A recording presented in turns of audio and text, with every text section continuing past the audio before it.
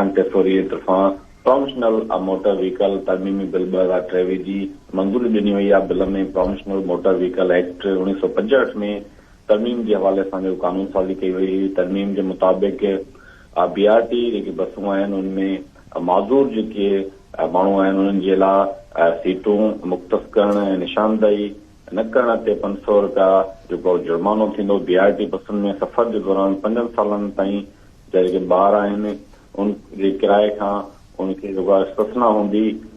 BRT बसुनि में जेको अंदरि दाख़िल थियण ऐं ॿाहिरि निकिरण जे लाइ जेके दरवाज़ा आहिनि उनखे इस्तेमाल जे लाइ जेको उनजी न हुजण ते ख़िलाफ़ वर्जी जी सूरत में 1000 रुपया जेको आहे उहो ॾंढ हूंदो।